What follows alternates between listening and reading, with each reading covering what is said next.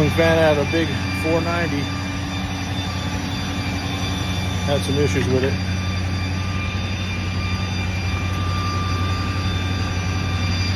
Now I'm standing where the fan used to be. There's the engine. That's the hole I just pulled it out of. I'm 6'2". And I'm standing where that fan was. It's a big bitch.